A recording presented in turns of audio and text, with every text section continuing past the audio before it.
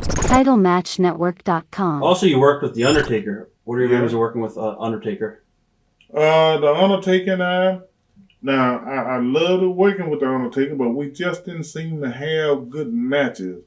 Not good response. We might have had good matches and just didn't have good response. But I enjoyed working with him. It was a lot of fun, and I liked the Undertaker. What are your memories of the first casket match you guys did? That casket match, during the whole time we was building up to it, I was kind of worried because I'm afraid of casket. And, claustrophobic a little. Yeah, man, I thought about it. But I was glad when it was over with. Did you think he would last this long on top? Because he's been around forever. Yeah, and he's done real well for himself too. But he's still there, I think. Yeah. No, but I didn't think he would have been there this long. Did you know him when he first started in Memphis? Did you see him when he was young? No, I didn't. Yeah. What was his name there? Mark Calloway. You mean Mark? No, before that, yeah. Yeah. I can't remember. Yeah. How are things different now that Bret Hart was on top rather than Hulk Hogan? I don't know. I'm trying to think. Was I there when Bret was on top? I wasn't there when he was on top, because I think he became the champion, didn't he? Yeah. Right. Yeah, I wasn't there then. You're already gone? Yeah, I was already gone. Talk about the pay differences, I guess, between you and the Undertaker, and how did you find out about that? The way I found it out is we was in the Nassau Coliseum, and we was in our dressing areas. So Steve Lombardi came back to me and told me, "I know how much you made at SummerSlam." I said, "How much?" He said, "You made $13,000." And I know I didn't tell him. Huh. And I asked him, "How did he know?" And he said, "I just saw it in Pat's briefcase." So I went around and Pat went in his little dressing room, little office room back in the building. Right. So Pat went there and he left his briefcase open. He said, "Come on, I'll show you, but we have to make it quick." And so I went there and I saw it. He showed it to me. Where I made $13,000 and then had what the Undertaker made $500,000. That's where I worked with. I saw that. He got $500,000? $500,000? He got $500,000. I got $13,000, which he was worth every dime of it. Wow. But what about me? Steve showed me this. It's a big difference. Yeah. $500,000. Woo. Wow. Yeah.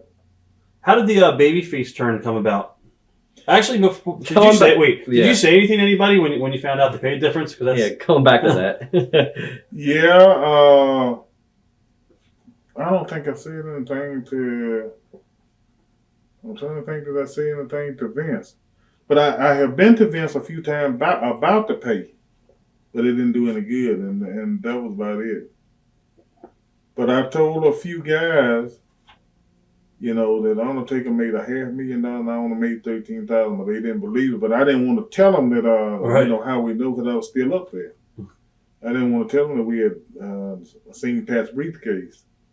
Now, going back to the pay and everything, and like you talking to them and everything, did they kind of think like you were using the race issue, and that's why they kind of pushed you off to the side, or maybe they didn't take you as serious, like with your gripes for pay and everything? Did they kind of like push that off on you, like, and say you're like starting trouble, or how did they handle it? No, I don't think they could have said that. Right. But I didn't gripe all the time. It just maybe 3 times that I've been to Vince, about the pay and about the way they did in the dressing room. I told them maybe 3 or 4 times, and but I didn't do a lot of griping. But I believe the reason that they treated me and didn't pay me is they figured that he's just a big old dumb black guy from Mississippi.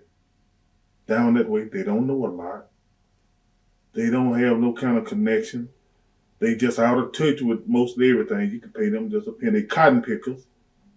Pay them just a few pennies, and they'll be happy. Now, that's what I think. Mm-hmm. That's what I think. But I bet if I went to Vince and told him that, he would claim that was unthought of. But now, that's what I believe. Right. How did the Babyface turn come about? that was Vince's idea. He came to me and he told me, said, "Look, I believe we can make a lot of money by turning you babyface, and I believe your merchandise will really sell." Huh. And they turned me babyface, and I was already hungry. I was like starved there. Was that the "You Are a Man"? Yeah, it was Slick. Yeah, Slick. Yeah. What are your memories of that? Slick was good. Slick was a good guy, but he just wasn't a good manager for me and my gimmick. That was totally terrible, I think. You also worked with Shawn Michaels. What are your memories of working with Shawn? I seem like I worked with him a couple of times. Really don't have a lot of memories of it. He just beat me 1, 2, 3, and that was it.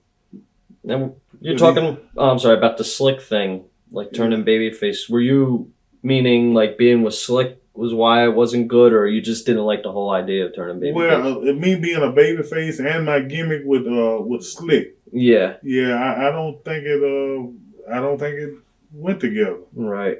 It could have been done better, you thought?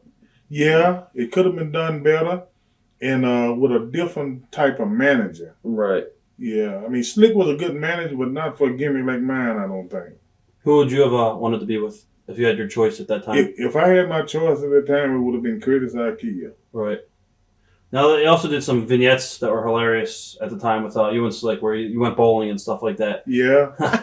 Yeah, I enjoyed that myself. Yeah, I enjoyed that myself. Do you think just like with the WWF from like when you were there in the 80s to the 90s, like, you know, with when you were there the first time with Hogan, the big champion and everything, towards Bret Hart as the champion, the smaller guy, like in the 90s decade, what do you think was the best for business? Do you think WWF like kind of lost it a little bit when they had Bret as their champion, who was maybe like, 80 pounds lighter and everything? Yeah. I didn't watch it, so I don't really know. I didn't follow it a lot. Right. But when Hogan was there, I think he was the best champion. Right. Do you think the line was ever crossed, I guess, between hate and fun with the racial stereotypes, angles, and vignettes? I don't know what you mean. Like, as far as, like, do you think that the line was ever crossed where it came off too racist, your character, on TV? Oh, no. Okay. No, I don't. Now, you never appeared at a WrestleMania, which is kind of ironic. Yeah. Your original 3 stints there. And then you were supposed to wrestle, I think, Bam Bam Bigelow at WrestleMania 9, and then the match was canceled, I think. Yeah. What happened there? I don't know to this day what happened. I think they ran out of time or something like that, they said. Right. Yeah.